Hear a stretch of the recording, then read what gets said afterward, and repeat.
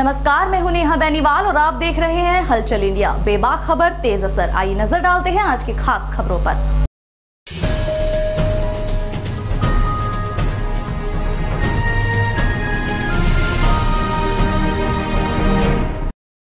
जनपद शामली की गढ़ीपुख्ता पुलिस को उस समय बड़ी सफलता मिली जब लोकसभा चुनाव को लेकर चलाई जा रही चेकिंग के दौरान एक गाड़ी से 1 करोड़ रुपए की नकदी बरामद हुई। जनपद शामली में चुनाव आचार संहिता के दौरान पुलिस को बड़ी सफलता हाथ लगी है। पुलिस ने चेकिंग के दौरान 1 करोड़ 2 लाख की नकदी बरामद की है, जिसके साथ ही पुलिस ने 4 लोगों को भी हिरासत में लिया है। बरामद नकदी बैंक ड्यूटी में इस्तेमाल होने वाली गाड़ी में शामली की ओर से लाई जा रही थी। पुलिस ने पूरी रकम को कब्जे में लेकर जब्त कर लिया है और जांच पड़ताल शुरू कर दी है। आपको बता दें, 1 करोड़ 2 लाख की ये बड़ी रकम शामली की गढ़ीपुख्ता पुलिस ने बरामद की है। गढ़ीपुख्ता पुलिस को उस वक्त सफलता हाथ लगी जब पुलिस ने सड़क पर वाहनों की चेकिंग अभियान चलाए रखा था। पुलिस ने बैंक ड्यूटी लिखी हुई एक गाड़ी को चेकिंग के दौरान रुकने का इशारा किया, लेकिन गाड़ी में मौजूद लोगों ने गाड़ी नहीं रोकी, जिस पर पुलिस ने पीछा करते हुए ओवरटेक कर गाड़ी को रोक लिया। जब पुलिस ने गाड़ी की तलाशी ली तो गाड़ी में पुलिस को कुछ नहीं मिला, लेकिन गाड़ी में मौजूद लोगों के पास पिट्ठू बैग मौजूद थे, जिनमें तलाशी लेने पर पुलिस को 1 करोड़ 2 लाख रुपए की भारी रकम बरामद हुई। पकड़े गए आरोपियों के अनुसार वह इस रकम को बैंक के एटीएम में जमा करने के लिए शामली जा रहे थे, लेकिन पुलिस द्वारा पूछताछ में उनके पास ऐसा कोई प्रमाणित दस्तावेज नहीं मिल पाया जिसमें यह तस्दीक हो सके कि यह रकम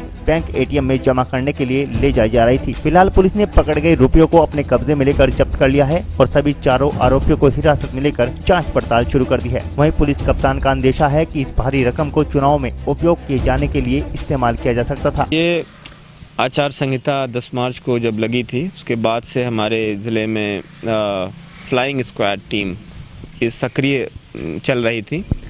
उसी के तारतम्य में आज हमारी फ्लाइंग स्क्वाड टीम जो हमारी बनी है, एक जूनियर इंजीनियर साहब हैं, उनके नेतृत्व में, दीपक कुमार, उनके नेतृत्व में ये टीम काम कर रही थी। साथ में पुलिस फोर्स लगी हुई थी और ये थाना गढ़ीपुख्ता है। थाना गढ़ीपुख्ता के गेट के सामने ही यहाँ पे हमारे विजय कुमार जी जो प्रभारी निरीक्षक हैं, उनके नेतृत्व में भी यहाँ पे पूरी चेकिंग चल रही थी और उस दौरान एक संदिग्ध गाड़ी दिखाई दी जिस पे बैंक ड्यूटी लिखा हुआ है। तो इनको इशारा किया गया रुकने का, तो ये और तेज़ी से भगाने लगे गाड़ी। तो इसको ये माना गया कि ये संदिग्ध गाड़ी है और इसको रुकवाया गया। रुकवाने के बाद इनसे पूछताछ की गई कि इसमें क्या है, क्या कितना रुपया है। तो ये सब लोग हकलाने लगे, हड़बड़ाने लगे। फिर इनसे कागजात मांगे गए, तो कागजात के नाम पर फ़ोटोकॉपी दिखा रहे हैं जिस पे किसी का सिग्नेचर नहीं है। और उसके बाद फिर इनके तलाशी ली गई गाड़ी की, तो गाड़ी में तो कुछ नहीं मिला, लेकिन इनके पिट्ठू बैग, इनके पीठ पे जो पिट्ठू बैग लदे होते हैं, उसको उतरवा के जब चेक किया गया तो इसमें भारी धनराशि इसमें बरामद हुई है। आपके सामने आप देख रहे होंगे, अभी गणना हुई है तो 1 करोड़ 2 लाख रुपया की गणना आपके सामने है। इस रुपये का कहीं कोई रिकॉर्ड नहीं है, कहाँ से आ रहा है, कहाँ को जा रहा है, कहाँ से निकाला गया और कहाँ पे इसको देना है, ये किसी भी तरह का इन्होंने ये जवाब नहीं दे पा रहे हैं। बाकी हमारी पुलिस फोर्स यहाँ पे टीम तैनात है, इसकी दोबारा भी काउंटिंग कराई जा रही है, साथ ही साथ इसको जब्त किया जा रहा है और इनकम टैक्स विभाग को भी अभी जानकारी दी जा रही है। तत्काल में वो जानकारी करेंगे, जांच पड़ताल करेंगे कि इस धनराशि का स्रोत क्या है और ये कहाँ पे जा रही है। इतनी धनराशि कहीं ऐसा तो नहीं चुनाव में कोई किसी को लालच देने के लिए या किसी तरह से मतदाताओं को प्रभावित करने के लिए तो नहीं जा रही है।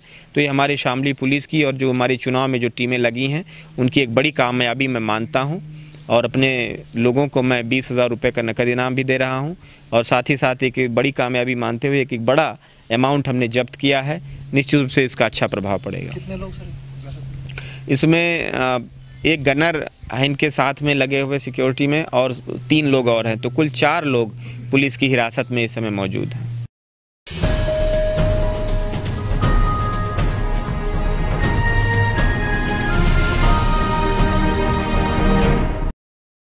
जनपद मेरठ में प्रधानमंत्री नरेंद्र मोदी की जनसभा का आयोजन किया गया, जहां प्रधानमंत्री पहुंचे और विपक्ष पर जमकर कटाक्ष किया। मेरठ के सेवाया टोल प्लाजा मेरठ में उत्तर प्रदेश के मुख्यमंत्री योगी आदित्यनाथ और प्रधानमंत्री नरेंद्र मोदी पहुंचे, जहां प्रधानमंत्री नरेंद्र मोदी ने मंच से जनता को संबोधित किया। प्रधानमंत्री नरेंद्र मोदी ने विपक्ष पर जमकर निशाना साधते हुए कहा कि 70 सालों से देश को लूटा और भ्रष्टाचार किया। जब से देश में भारतीय जनता पार्टी की सरकार आई, देश का विकास भी हुआ है और भारत देश दुनिया के 6ठे नंबर पर आया है। प्रधानमंत्री नरेंद्र मोदी ने जनता से वादा किया कि अगर फिर से सरकार आई तो दुनिया के 3रे नंबर पर भारत पहुंचेगा। वहीं मुख्यमंत्री योगी आदित्यनाथ ने राष्ट्रीय लोकदल के अध्यक्ष चौधरी अजीत सिंह व समाजवादी पार्टी के राष्ट्रीय अध्यक्ष अखिलेश यादव और बसपा सुप्रीमो मायावती पर निशाना साधते हुए कहा कि इन तीनों ने मिलकर जो गठबंधन किया है, यह गठबंधन भ्रष्टाचारियों और हत्यारों का गठबंधन है और यह गठबंधन भारतीय जनता पार्टी के सामने नहीं टिक पाएगा। बनने जा रही है। इस विशाल संख्या में पधारने के लिए मैं आप सभी का भारतीय जनता पार्टी के प्रत्येक कार्यकर्ता, एक एक बूथ का इंतजाम देखने वाले अपने साथी का हृदयपूर्वक आभार व्यक्त करता हूं। साथियों, 2019 के चुनाव अभियान की शुरुआत मेरे से ही शुरू करने के पीछे एक वजह है।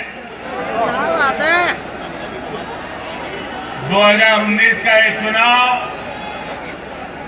हर देशवासी की आकांक्षा,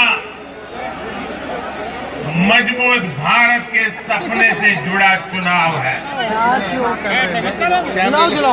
वही सपना, वही आकांक्षा जिसे लिए 1857 परंपरा को निभाने वाले सुकमा के नक्सली हमले में शहीद शोभित शर्मा और पुलवामा में शहीद अजय कुमार जी को मैं एक बार फिर अपनी श्रद्धांजलि अर्पित करता हूं।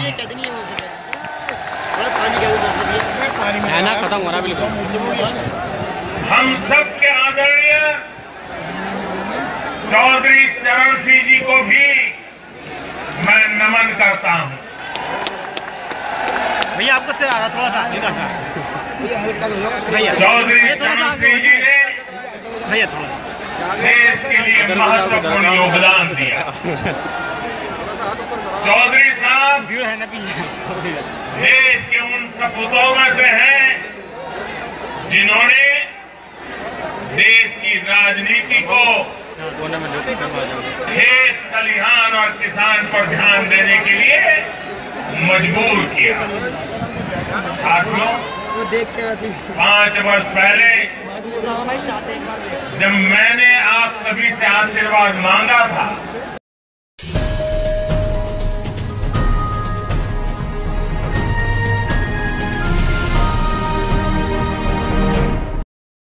बिजनौर लोकसभा की पुरकाजी विधानसभा में समाजवादी के कार्यकर्ताओं ने बसपा गठबंधन प्रत्याशी पर कार्यकर्ताओं की अनदेखी करने का आरोप लगाते हुए अपना विरोध जाहिर किया। कस्बा पुरकाजी में एक बसपा गठबंधन प्रत्याशी कार्यालय के उद्घाटन पर बसपा नेताओं द्वारा समाजवादियों को अनदेखा किए जाने पर पुरकाजी में समाजवादियों के नेताओं ने रोष जताया। समाजवादी पार्टी के नगर अध्यक्ष मोहम्मद अफजाल के आवास पर पुरकाजी के समाजवादी नेताओं ने एक प्रेस कॉन्फ्रेंस कर बताया कि बसपा व गठबंधन के संयुक्त प्रत्याशी द्वारा समाजवादी पार्टी के कार्यकर्ताओं की अनदेखी की जा रही है, जिससे पुरकाजी में समाजवादी पार्टी कार्यकर्ताओं का मनोबल टूट रहा है। नगर अध्यक्ष मोहम्मद अफजाल ने कहा कि अगर ऐसे ही चलता रहा तो आगामी लोकसभा चुनाव में बसपा प्रत्याशी को मुस्लिम वोटों का भारी नुकसान उठाना पड़ेगा। बैठक में सपा के पूर्व नगर अध्यक्ष मुर्तजा हैदर, पूर्व सभासद नौशाद फरीदी, सपा लोहिया वाहिनी नगर अध्यक्ष मोहम्मद इरशाद, सलामत शहजाद शाह, असजद भैसा रेड्डी, सभासद नफीस फरीदी, कारी मुकीम कासमी, कारी शाकिर, सलीम मेंबर आदि मौजूद रहे।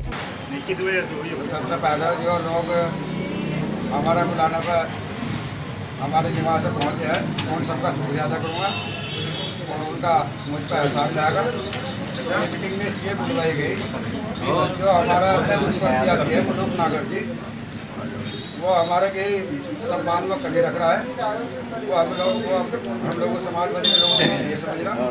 मैं समाजवादी नगर अध्यक्ष बोल रहा हूँ, पूरा का अभियान है। मैं पार्टी कार्यालय पर गया था और वहाँ से हमें जो मान सम्मान मिला है, हम उससे हमारे दिल को ठेस पहुँचा। तो क्या रणनीति बनाई आज आपने? रणनीति ये बने हैं जो हमारे साथ जो हमारे लोग इकट्ठा हुए हैं, हम उन सब मशवरा करेंगे और मशवरा करने के बाद में आगे का निर्णय लेंगे।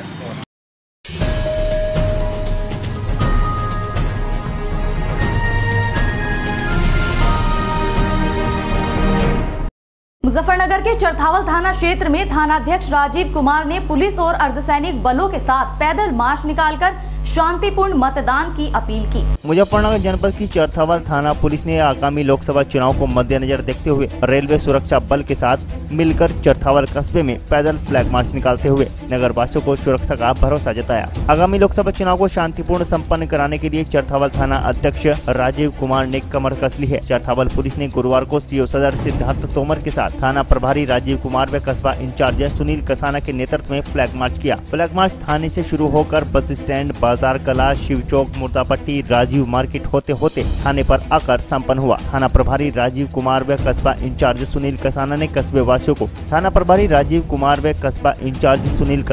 कस्बा वासियों को सुरक्षा का भरोसा दिलाते हुए कहा कि चुनाव में किसी भी अपराधी को चुनाव में बाधा उत्पन्न करने नहीं दिया जाएगा और उन पर कड़ी कार्रवाई की जाएगी। अपराधी या तो जेल में रहेंगे या फिर क्षेत्र छोड़ देंगे।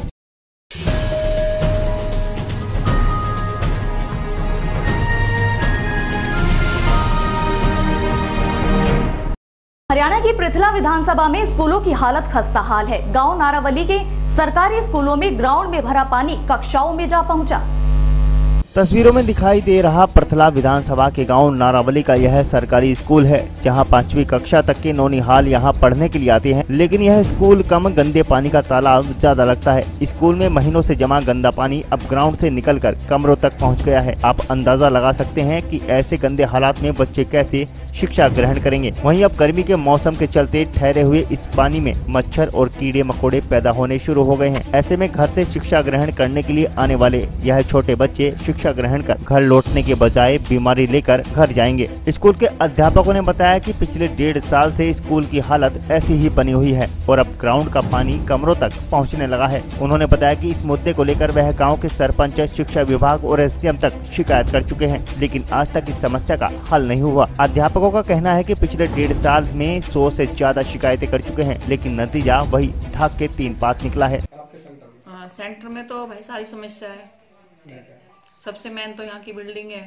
सरपंच ने बोल रखा, हमें बोल जाता है ये 1 महीने बाद बना रहे, 2 महीने बाद बना रहे, ये सारा कुछ है। अभी भी बोल रखे कि इसको खाली कर दो, उसमें पीछे चले जाओ जी। मैं कहा ठीक है कर देंगे, आप हमें उसका सब कुछ दे दो करा के, पानी बिजली सब कुछ कर दो, आप बनवा दो इसको। ये प्रोसेस चल रहा है, अब हमें नहीं पता ये कब तक तैयार हुई। मैडम यहाँ देखा जाता है कि पेशेंट भी यहाँ आते हैं, सब कुछ होता है। हाँ तो जी। यहाँ पर पानी पीने की समस्या क्या व्यवस्था बिल्कुल है? जी, कोई व्यवस्था नहीं है, नल खराब पड़ा हुआ है। नल खराब समस्या कब से चली आ रही है? नल खराब को तो 2 साल हो गए। तो बिल्डिंग तो भाई जब से मैं आई हूँ 6 साल पोस्टिंग है मेरी, 6 साल से ये ही है यहाँ पे। ये कभी भी गिर सकते, बड़ा हादसा हो सकता है, कुछ भी हो सकता है। कौन जवाब देगा इसका? आप लोगों ने शिकायत दे रखी है सरपंच को? हाँ जी दे रखी है। पहले पुराना सरपंच था उसको भी दे रखी है, अब नया आया 3 साल से उसको भी दे रखा है। किसी ने कुछ नहीं किया? कुछ नहीं हुआ अभी तक। हाँ बस यही मिलता है कि हाँ बनवा रहे, कार्रवाई एप्लीकेशन जारी है। काम गेट के सामने बताते थोड़ी, इसको देखते हुए बच्चों की स्ट्रेंथ भी कम होती जा रही है। तो सरपंच ने भी इस मामले में अभी कोई संज्ञान नहीं दिया? नहीं, हमने लिखित में भी सरपंच को दिया था कि स्कूल का समाधान करवा दिया जाए। उन्होंने आगे फॉरवर्डिंग बनाई, लेकिन उसका कोई समाधान, उसी मामले पे हमारी 3 साल से मीटिंग हुई थी, बीओ मैम हमारे साथ गए थे, तो उन्होंने आश्वासन दिया कि 3 दिन में हो जाएगा, लेकिन उसके बाद अभी तक कुछ नहीं हुआ।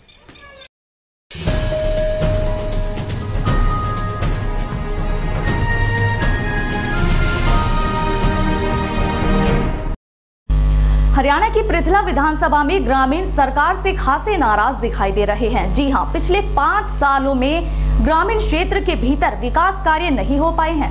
दिखाई दे रहा यह नजारा फरीदाबाद की पृथला विधानसभा के विभिन्न गांवों का है, जहां आज भी कई प्रकार की मूलभूत समस्याओं का अंबार लगा हुआ है। आपको बता दें कि आगामी लोकसभा चुनाव में विकास भाजपा का अहम मुद्दा बना हुआ है, जिसके दम पर भाजपा इस बार सरकार बनाना चाहती है। लेकिन पृथला के गाँवों की तस्वीर भाजपा के वादों की पोल खोलती नजर आ रही है, जिससे लगता है कि आगामी चुनावों में न केवल भाजपा प्रत्याशी को अच्छी खासी टक्कर का सामना करना पड़ सकता है, बल्कि पृथला की जनता के रोष से भी 2 चार होना पड़ सकता है। पर्थला विधानसभा का रियलिटी चेक करने पर गांवों में विकास की जगह हो रही दुर्गति की तस्वीरें सामने आई, चाहे वो सड़कों की बदहाल हालत हो या फिर सरकारी स्कूलों के खंडर हो जाने की तस्वीरें। ऐसे में लोग सरकार के विकास कार्यों से नाखुश नजर आ रहे हैं। लोगों ने साफ कर दिया है कि पिछले 5 सालों में जो विकास कार्य होने चाहिए थे वह नहीं हुए हैं। आइए आपको सुनाते हैं पर्थला के लोगों की कहानी उन्हीं की जुबानी। गाँव में समस्या यही है कि नाली फाली पानी भरा पड़ा है, घर में पानी जा रहा है नाली का।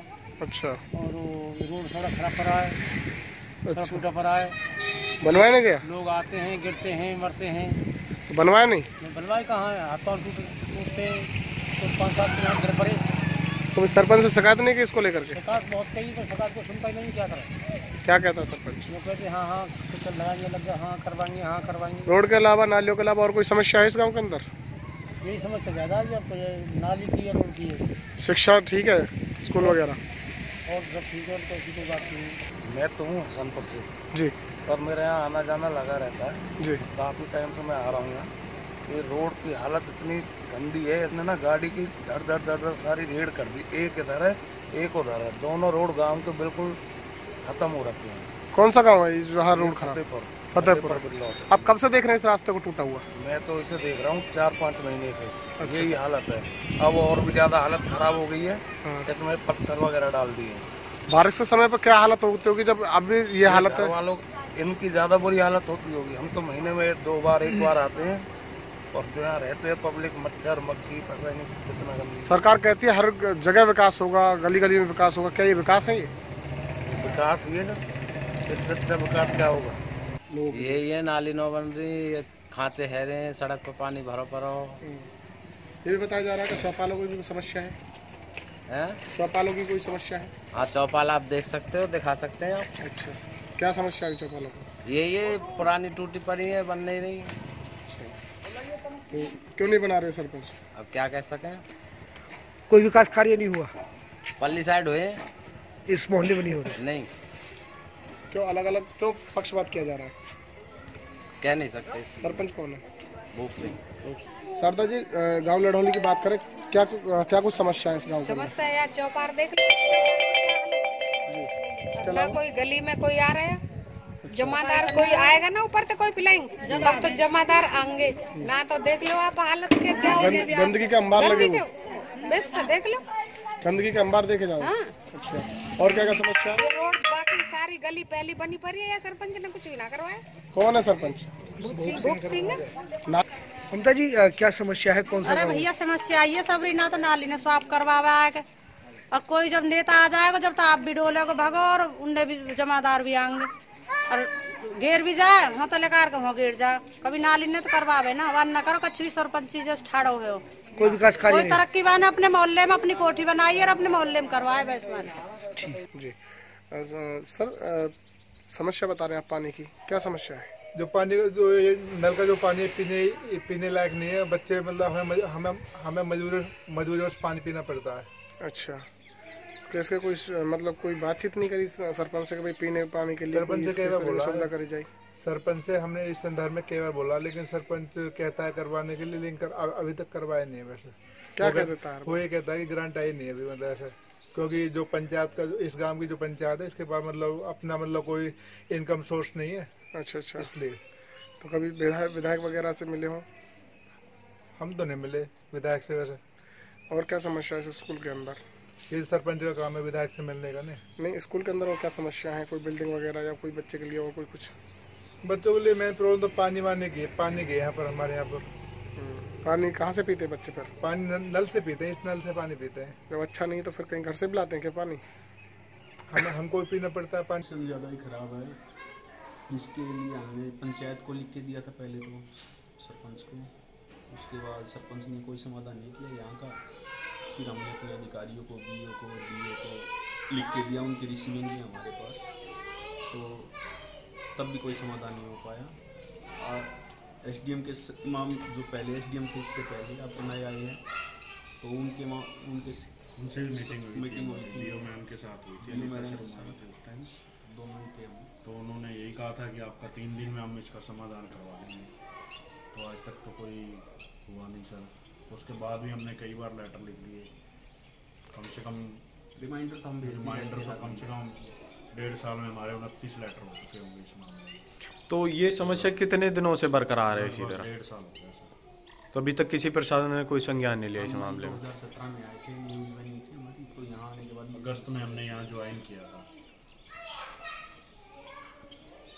तब उस साइड में था, लास्ट में इधर उधर पानी, तब लाइट 2 घंटे मिलती थी इस गांव को। अब लाइट बढ़ने की वजह से सारा दिन गांव में चलते रहते हैं चीज़ें, उस वजह से यहाँ सारा पानी भरा हुआ, कमरे सबकी हालत ख़राब होती है। ये इलेक्शन वाले हैं दोनों, ये कमरे इधर बूथ है जब ये तो फुल भरे पड़े हैं।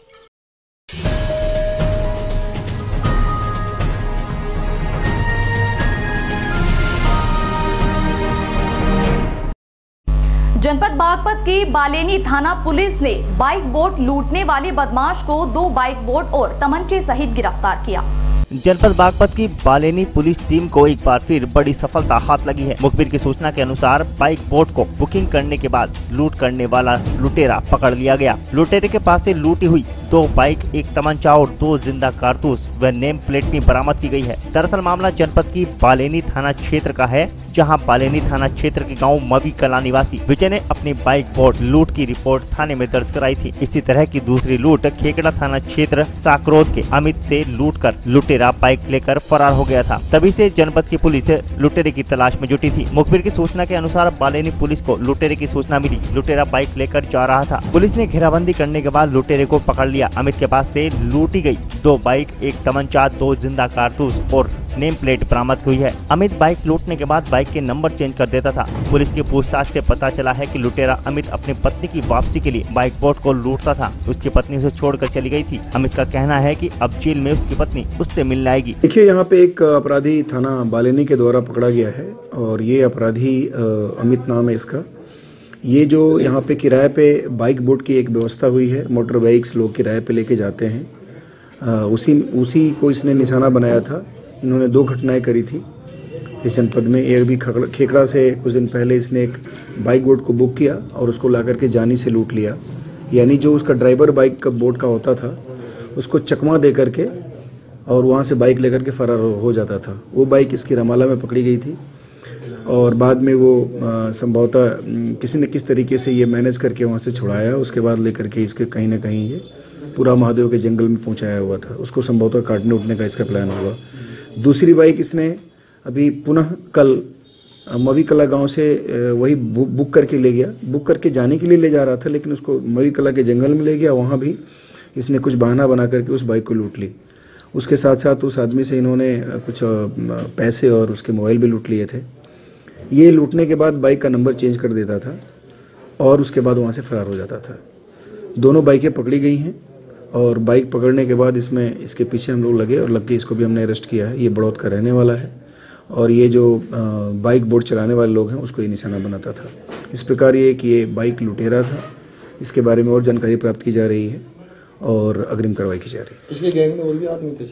नहीं, अभी तत्काल तो केवल इसी का नाम आया है। यही स्वीकार किया है कि इसी ने सारा काम किया है और इसने देखा कि बाइक बोट का जो ड्राइवर होता है वो बड़ा इजी उसको टारगेट बनाया जा सकता है, इसीलिए इसने ये प्रयास किया था। और अभी इसने 2 कांड किए थे, हो सकता है संभवतः और भी आगे काम करता।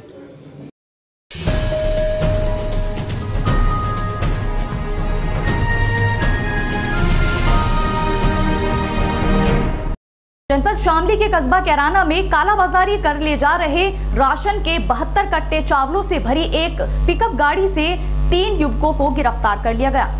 कैराना उप जिला अधिकारी अमित पाल शर्मा, सीओ कैराना राजेश कुमार तिवारी और तहसीलदार रणवीर सिंह ने सप्लाई इंस्पेक्टर के साथ कैराना मायापुर भूरा राजवाहे के निकट छापेमारी की, जहां ट्यूबवेल के निकट पिकअप गाड़ी से राशन के 72 कट्टे चावल बरामद हुए। इस दौरान टीम ने 3 युवकों को हिरासत में लिया। बता दें कि राशन की कालाबाजारी करने वाले राशन के कट्टों को चेंज कर दूसरे राज्य में बेचने का कार्य करते हैं, जो गरीब के मुँह से निवाला छीन कर राशन की कालाबाजारी करते हैं। एसडीएम कैराना ने इन लोगों के खिलाफ कार्रवाई करते हुए कैराना कोतवाली पर लेकर तीनों आरोपियों के खिलाफ कड़ी कार्रवाई के आदेश दिए। पकड़े गए युवकों में इरफान नाम के युवक ने बताया कि वह पहले भी कई बार राशन की कालाबाजारी में पकड़ा जा चुका है। आज सुबह हमारे सीओ साहब की तरफ से एक सूचना के आधार पर सप्लाई इंस्पेक्टर को साथ लेके भूरा मायापुर रजवाहा पे एक पिकअप गाड़ी जिसमें लगभग 72 कट्टे चावल के थे, सरकारी चावल था, उसको पकड़ा गया है और साथ में इसमें 3 लोगों को पकड़ा गया है और एक वाहन जिसका वाहन मालिक है, इनके खिलाफ धारा 3/7 एसेंशियल कमोडिटी एक्ट के तहत कार्रवाई की जा रही है।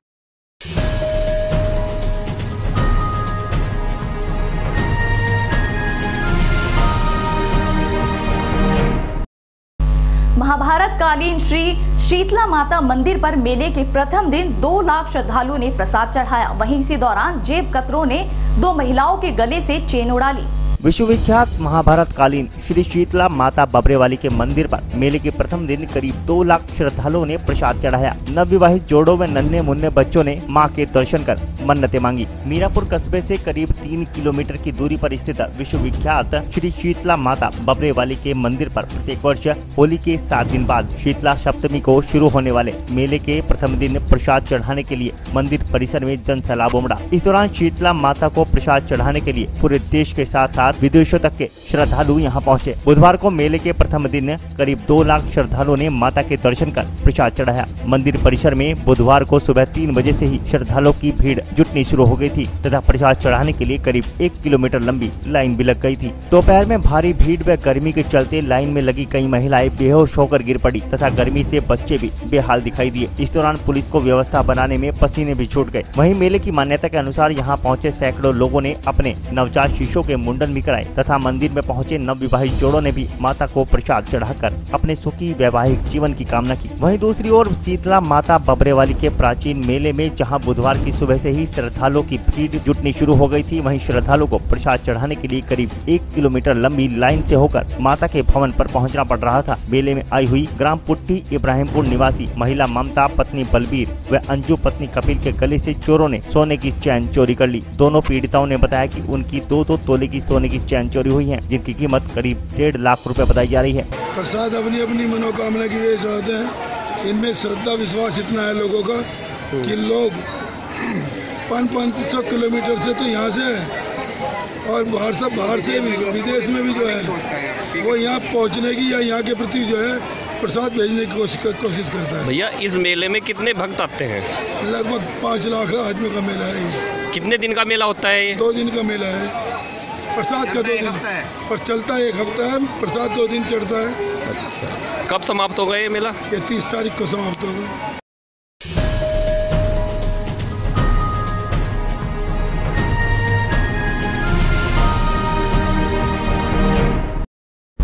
मीरापुर कस्बे के शीतला माता मंदिर परिसर में जिला विज्ञान क्लब द्वारा 3 दिवसीय विज्ञान महोत्सव कार्यक्रम का आयोजन किया गया। जिला विज्ञान क्लब मुजफ्फरनगर के तत्वावधान में शीतला माता बबरेवाली मंदिर परिसर में 3 दिवसीय विज्ञान महोत्सव कार्यक्रम का शुभारंभ किया गया। विज्ञान व मतदान महोत्सव कार्यक्रम में प्रथम दिन करीब 2200 लोगों को मतदान करने की शपथ दिलाई गई। वहीं विज्ञान मॉडल प्रदर्शनी में छात्रों ने विभिन्न प्रकार के मॉडल प्रस्तुत किए। मीरापुर के प्राचीन सिद्धपीठ शीतला माता बबरेवाली के मेले में जिला विज्ञान क्लब के तत्वावधान में विज्ञान व मतदान महोत्सव कार्यक्रम का आयोजन किया गया, जिसमें जिला विद्यालय निरीक्षक प्रवीण कुमार मिश्र और जिला बेसिक शिक्षा अधिकारी योगेश कुमार शर्मा तथा जिला विज्ञान क्लब के समन्वयक डॉक्टर विकास कुमार मौजूद रहे, जहां मतदान करने की शपथ को लेकर संकल्प दिलाया गया। विज्ञान क्लब द्वारा स्वीप योजना के अंतर्गत करीब 2200 व्यक्तियों को मतदान करने की शपथ दिलाई गई तथा विज्ञान क्लब द्वारा विज्ञान व मतदान जागरूकता के लिए हस्ताक्षर अभियान भी चलाया गया। विज्ञान क्लब द्वारा मतदाता सेल्फी पॉइंट मेले में चर्चा का विषय बना रहा।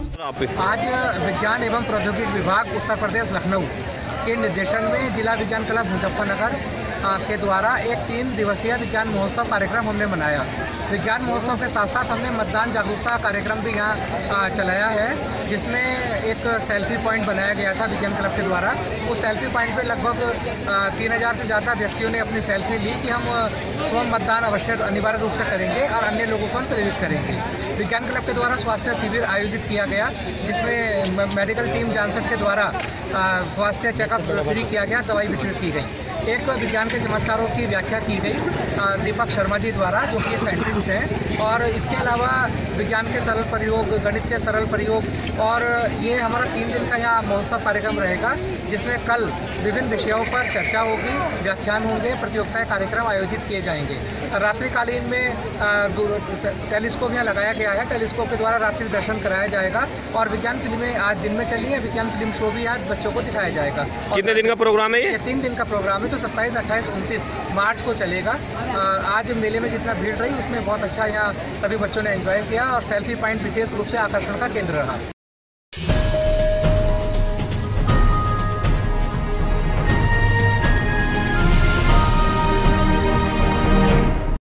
मीरापुर थाना क्षेत्र के बस स्टैंड के समीप दो बाइकों की आपस में भिड़ंत हो गई, जिसमें दो युवक गंभीर रूप से घायल हो गए, जिन्हें सीएचसी भर्ती कराया गया। मामला मीरापुर के बस स्टैंड का है, जहां पर आमने सामने से आ रहे बाइक सवारों की आपस में भिड़ंत हो गई, जिसमें दो युवक गंभीर रूप से घायल हो गए। गांव कैथौड़ा निवासी आशु अपने एक साथी के साथ अपने काम पर जा रहा था। जैसे ही वो मीरापुर बस स्टैंड पर पहुंचा तो सामने से आ रही बाइक की उससे भिड़ंत हो गई, जिसमें आशु व उसका साथी गंभीर रूप से घायल हो गया। आसपास के लोगों ने घायलों को उठाकर उपचार कराया और उनके परिजनों को सूचना दी।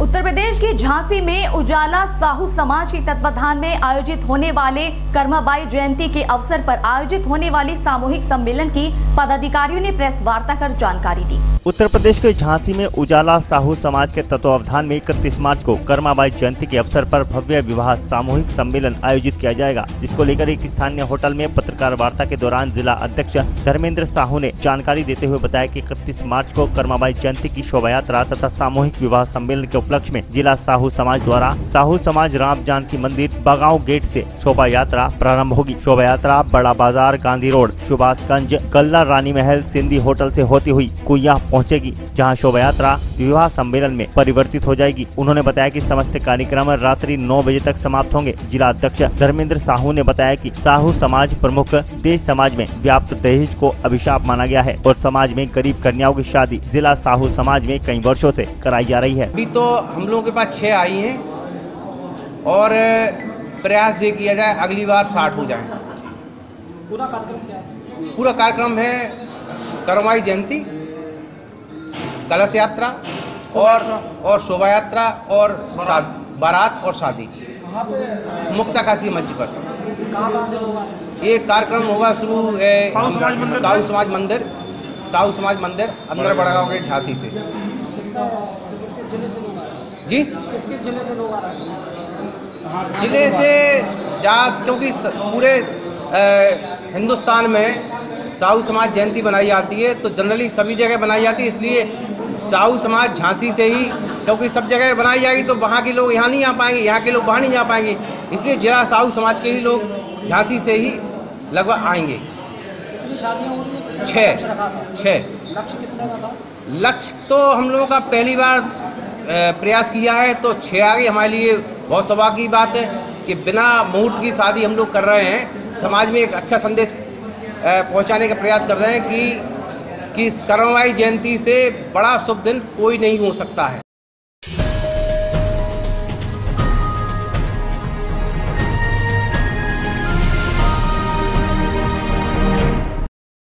झांसी पुलिस का अमानवीय चेहरा उस समय नजर आया जब मकान में बंद महिला के शव को पुलिस के सामने ही एक युवक ने घसीटते हुए बाहर निकाला। झांसी में पुलिस का अमानवीय चेहरा उस समय नजर आया जब सीपरी बाजार थाना क्षेत्र के पौष इलाके आवास विकास कॉलोनी में एक बंद मकान में महिला का शव मिला। पुलिस के कहने पर एक युवक ने शव को बंद मकान से बाहर निकाला। इस दौरान पुलिस द्वारा मदद न करने के कारण युवक शव को घसीटते हुए बाहर लेकर आया। झांसी जिले के सीपरी बाजार थाना क्षेत्र स्थित आवास विकास कॉलोनी में बी ब्लॉक में रहने वाली एक महिला के घर से आज अचानक दुर्गंध आने लगी। स्थानीय क्षेत्रवासियों ने दुर्गंध आते देख इसकी सूचना पुलिस को दी। सूचना पाकर डायल 100 मौके पर पहुंच गई और किसी प्रकार दरवाजा तोड़कर घर में पहुंची। अंदर जाकर देखा तो पुलिस दंग रह गई। कमरे में सारा सामान बिखरा हुआ पड़ा था, साथ ही पलंग के पास ही जमीन पर महिला का शत विषक्त शव भी पड़ा था। उसके शरीर पर घाव व चोट के निशान थे। कपड़े भी अस्त व्यस्त अवस्था में थे। उसकी मौत लगभग 7 से 8 दिन पूर्व हो चुकी होगी, इसलिए शव से दुर्गंध आने लगी। पुलिस के अनुसार मोहल्ला वालों ने मृतका का नाम शकुंतला शर्मा बताया है। महिला अकेली रहती थी। महिला की मौत कैसे हुई यह स्पष्ट नहीं हो पाया है। आशंका जताई जा रही है कि उसकी हत्या की गई है। फिलहाल पुलिस ने पंचनामा भरकर शव को पोस्टमार्टम के लिए भेज दिया है। घर में 2 दिन से बदबू आ रही थी मोहल्ले में, तो फिर मैंने उस लिए डायल 100 पर सूचना दी कि इस तरीके की महक आ रही है, हमको आशंका है कि अंदर डेड बॉडी हो सकती है। मौके बाद संबंधित थाने से पुलिस आई, डायल 100 आई उन्होंने सामने गेट खुलवाए, नहीं गेट तोड़े, अंदर से लॉक थे तो उन्होंने गेट तोड़े, उसके बाद डेड बॉडी निकाली। कितने दिन पुरानी संभवतः लग रही है? कम से कम बॉडी कम से कम 10 से 15 दिन पुरानी लग रही है जी। तो उस चीज़ के लिए तो कुछ कहा नहीं जा सकता। हत्या नहीं हुई है कि भूखे रहने से या तबीयत खराब होने की वजह से, क्योंकि उनके फैमिली मेम्बर में कोई नहीं है यहाँ पर। ये सूचना ब्रजेश के द्वारा दी गई थी, डायल हंड्रेड सूचना में मौके पर आए, देखा तो पता चला कि शकुंतला शर्मा वाइफ ऑफ राधेश्याम शर्मा, रहने वाली आवास विकास, ब्लॉक बी ब्लॉक की रहने वाली है। अंदर देखा गया तो बाहर से दरवाज़ा तो लॉक था नहीं, अंदर से दरवाज़ा लॉक था। देखा गया तो बॉडी वही लगभग 7 दिन पुरानी थी। क्या लगता है कि उसकी हत्या हुई या हादसा है? अभी तो कुछ बोल नहीं सकते, वो तो पोस्टमार्टम। प्रथम दृष्टया क्या समझ में आया?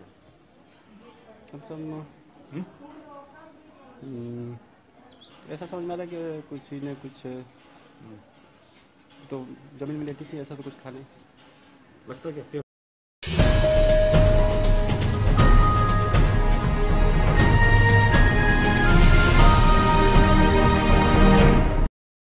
झांसी में रोटरी क्लब ऑफ झांसी रानी के तत्वाधान में साझा चूल्हा प्रोजेक्ट के तहत गरीबों को भोजन वितरण किया गया। उत्तर प्रदेश के झांसी में रोटरी क्लब ऑफ झांसी के तत्वावधान में साझा चूल्हा प्रोजेक्ट के तहत गरीबों को भोजन वितरण किया गया। इलाइट चौराहे पर आयोजित इस कार्यक्रम में संस्था के पदाधिकारियों ने गरीबों व राहगीरों को भोजन वितरण किया। संस्था की पदाधिकारी संगीता के अनुसार यह कार्यक्रम 28 मई 2018 से लगातार चलाया जा रहा है। संस्था के किसी भी सदस्य के यहाँ किसी के भी जन्मदिन अथवा पुण्यतिथि पर इस प्रकार के आयोजन लगातार चल रहे हैं।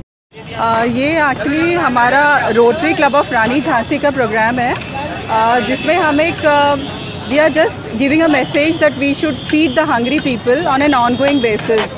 तो हमने एक प्रोजेक्ट स्टार्ट किया है साझा चूल्हा, जहाँ पर हम एवरी संडे एक कॉम्बो मील बांटते हैं, या तो राजमा चावल या दाल चावल या छोले चावल। तो we give an opportunity to any person जिसको भी अपना बर्थडे सेलिब्रेट करना हो, डेथ एनिवर्सरी और any other special occasion in the family. तो हमारे सारे अरेंजमेंट्स होते हैं। We charge 3000 rupees and all the arrangements are made by us. ये 28 मई को हमने स्टार्ट किया था।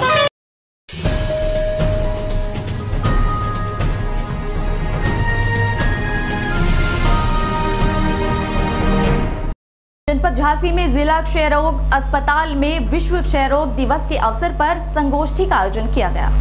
उत्तर प्रदेश के झांसी में विश्व क्षय रोग दिवस पर जिला क्षय रोग हॉस्पिटल में आसन गोष्ठी हुई। इस संगोष्ठी में नर्सिंग कॉलेजों के छात्र छात्राओं को रोग के कारण व निवारण के बारे में विस्तार से जानकारी दी गई। संगोष्ठी को संबोधित करते हुए स्वास्थ्य अधिकारियों ने बताया कि टीबी के बैक्टीरिया की खोज 1882 में की गई थी और तभी से विश्व क्षय रोग दिवस मनाया जाता है। अधिकारियों ने बताया कि प्रधानमंत्री के संकल्प के अनुसार 2025 तक भारत को इस रोग से मुक्त बनाना है। इसके लिए सभी की सहभागिता आवश्यक है।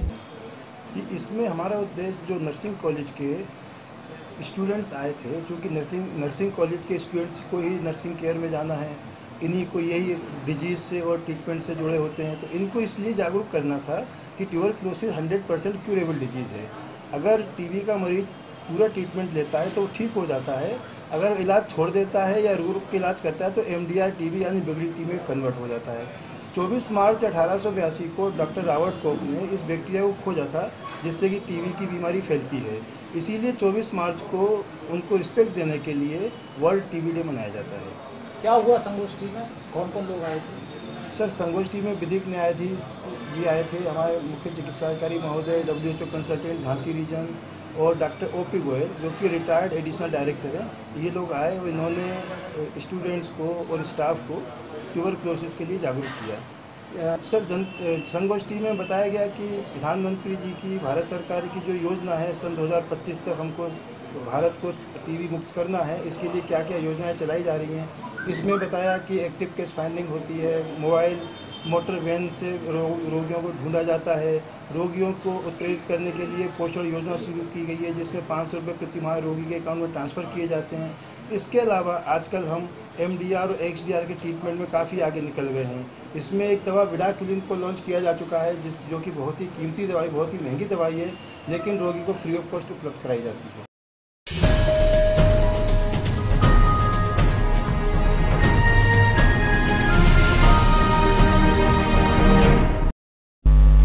जांसट थाना क्षेत्र के गांव चितौड़ा के समीप बाइक सवार 2 युवकों को ट्रक ने कुचल डाला, जिसमें एक व्यक्ति की मौके पर ही मौत हो गई जबकि दूसरा गंभीर रूप से घायल हो गया। कस्बा जांसट में दुर्घटना में एक व्यक्ति की मौत हो गई जबकि एक युवक गंभीर रूप से घायल हो गया। दरअसल मामला जांसट थाना क्षेत्र के पानीपत खटीमार राजमार्ग का है, जहां पर चितौड़ा निवासी सोहेल पुत्र शमशाद व उस्मान पुत्र रशीद अपनी बाइक से सवार होकर जांसट किसी कार्य से आए हुए थे। बाद में जब वह जांसट से अपने गाँव लौट रहे थे तो गाँव के समीप पहुँचने पर सड़क में बने गड्ढे के कारण उनकी बाइक का पहिया गड्ढे में गिर गया और वह दोनों सड़क पर जा गिरे। तभी पीछे से आ रहे ट्रक ने उन्हें अपनी चपेट में ले लिया और दूर तक घसीटता चला गया, जिससे दोनों गंभीर रूप से घायल हो गए। राहगीरों ने उन्हें CHC जांसट भर्ती कराया, जहां डॉक्टरों ने उनकी हालत को गंभीर देखते हुए जिला चिकित्सालय रेफर कर दिया, जहां बाद में मुजफ्फरनगर से उन्हें मेरठ के लिए रेफर कर दिया गया। बताया जा रहा है कि मेरठ जाते समय उस्मान पुत्र रशीद की मौत हो गई। युवक की मौत से परिजनों में कोहराम मच गया। वहीं पुलिस ने ट्रक को कब्जे में ले लिया है।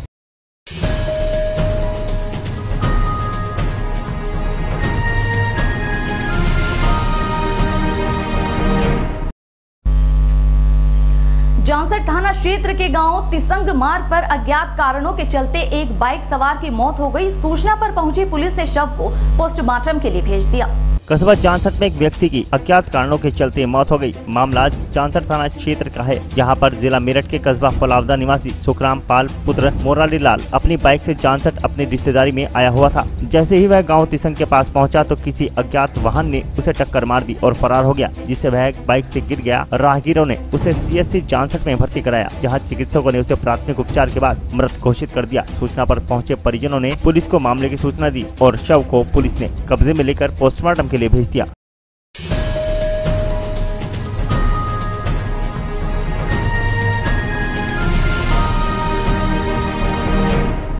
आए दिन शातिर अपराधी एवं बदमाश पुलिस को चकमा देकर आसानी से फरार हो जाते हैं और प्रशासन मूक दर्शक बनकर देखता रह जाता है। ऐसा ही मामला आज फिर मेरठ के थाना TP नगर क्षेत्र के रहने वाले बदन सिंह भद्दो का है, जिस पर कई आपराधिक मुकदमे दर्ज थे, जिस पर पुलिस द्वारा 1 लाख रुपए का इनाम भी घोषित किया गया था। वारदात उस समय की है जब गाजियाबाद से फर्रुखाबाद के लिए पेशी पर लाए गए बदन सिंह भद्दो को मेरठ के रास्ते से ले जाया जा रहा था, तो वहीं मेरठ से होकर गुजरने वाला एक होटल मुकुट महल में पुलिस के कुछ सिपाही द्वारा बदन सिंह भद्दो को होटल में रखा गया, जहां उसी दौरान कुख्यात अपराधी बदन सिंह भद्दो पुलिस को चकमा देकर होटल से फरार हो गया, जिसकी सूचना मिलते ही पुलिस प्रशासन में हड़कंप मच गया और चारों तरफ अफरा तफरी मच गई। सूचना मिलते ही आला अधिकारी मौके पर पहुंचे। वहीं SSP नितिन तिवारी ने होटल का जायजा लिया, तो उसी दौरान होटल में काम करने वाले कुछ कर्मचारियों व कुख्यात बदमाश बदन सिंह भद्दो को पेशी पर लाने वाले दरोगाओं को हिरासत में ले लिया गया। अंदेशा जताया जा रहा है कि बदमाश को भागने में होटल स्टाफ व पुलिस के दरोगा की मिली भगत हो सकती है। को अभी ये संज्ञान में आया है कि ये घटना थाना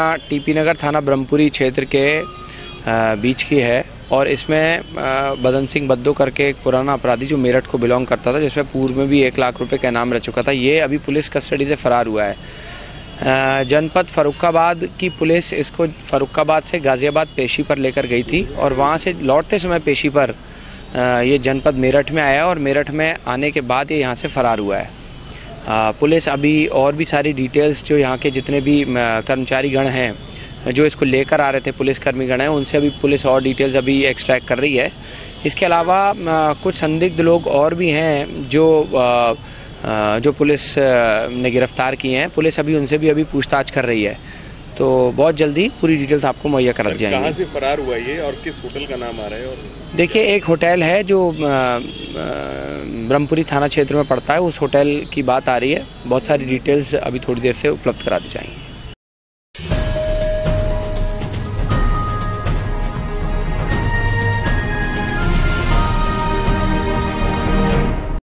जनपद मुजफ्फरनगर के चरथावल थाना क्षेत्र के गांव सैदपुर कला में जमीनी विवाद के चलते एक पक्ष ने दूसरे पक्ष पर धारदार हथियार से जानलेवा हमला कर दिया, जिसमें 2 लोग गंभीर रूप से घायल हो गए। मामले की सूचना पर पहुंची डायल 100 ने घायलों को CHC भिजवा दिया, जहां से हालत गंभीर होने के चलते उन्हें जिला चिकित्सालय रेफर कर दिया गया। दरअसल मामला जनपद मुजफ्फरनगर के चरथावल थाना क्षेत्र के गाँव सैदपुर कला का है, जहाँ जमीनी विवाद में एक पक्ष ने दूसरे पक्ष पर धारदार हथियार से हमला कर दिया। गाँव निवासी इलियास पुत्र जिकरिया ने गाँव के ही रहने वाले कुछ लोगों लोगों को अपनी जमीन बेची थी, जिसके चलते दोनों पक्षों में पिछले कुछ दिनों से विवाद चला आ रहा था। कल एसडीएम सदर को मामले की तहरीर भी दी गई थी, जिस पर आज सुबह इलियास पुत्र जिकरिया अपने भाई ईसा के साथ बाइक द्वारा चरथावल आ रहा था। तभी गाँव से निकलते ही पहले से घात लगाए बैठे दूसरे पक्ष के लोगों ने उन पर धारदार हथियारों से हमला कर दिया, जिसमें दोनों भाई गंभीर रूप से घायल हो गए। सूचना पर पहुंची डायल 100 पुलिस ने घायलों को चरथावल सीएचसी भर्ती करा दिया, जहां गंभीर अवस्था के चलते उन्हें जिला चिकित्सालय रेफर कर दिया गया। वहीं पुलिस ने मामले की छानबीन शुरू कर दी है।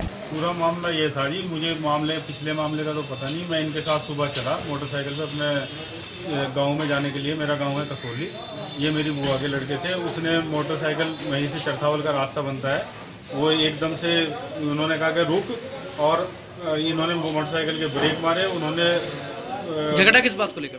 झगड़ा कुछ जमीनी विवाद था, मुझे पता नहीं। कितने लोग घायल हैं? घायल हमारे 2 लोग हैं।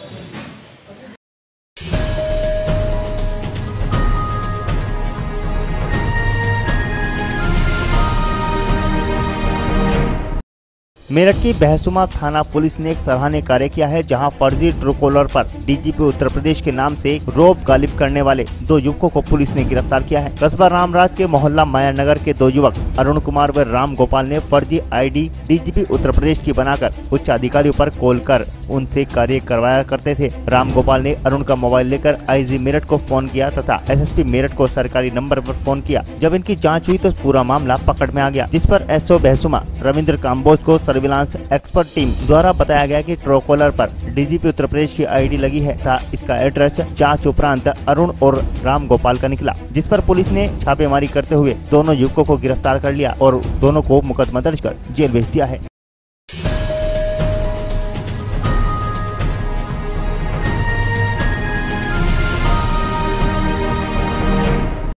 कैराना लोकसभा सीट से कांग्रेस के प्रत्याशी हरेंद्र मलिक के चुनाव कार्यालय का आज उद्घाटन हुआ। झिंझाना के कैराना लोकसभा सीट से कांग्रेस के प्रत्याशी हरेंद्र मलिक के चुनाव कार्यालय का उद्घाटन आज किया गया, जिसमें कांग्रेस के उत्तर प्रदेश उपाध्यक्ष व सहारनपुर लोकसभा सीट से प्रत्याशी इमरान मसूद ने फीता काटकर कार्यालय का उद्घाटन किया। इस दौरान इमरान मसूद ने भाजपा पर जमकर निशाना साधते हुए कहा कि यूपी में सपा व बसपा का गठबंधन भी भाजपा की बी पार्टी है। इस दौरान पूर्व विधायक राव अब्दुल वारिस ने क्षेत्र से आए कांग्रेस कार्यकर्ताओं का अभिनंदन करते हुए कांग्रेस उम्मीदवार हरेंद्र मलिक के समर्थन में वोट की अपील की।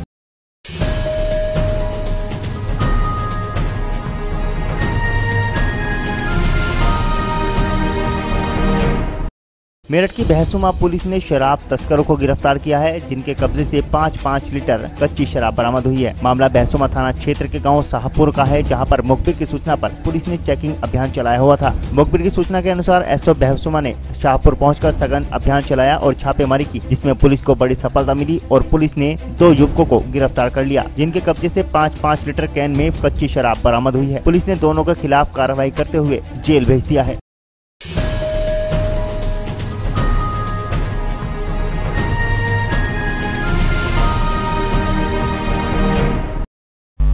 हलचल इंडिया में आज के लिए इतना ही। कल फिर हाजिर होंगे, तब तक के लिए नमस्कार।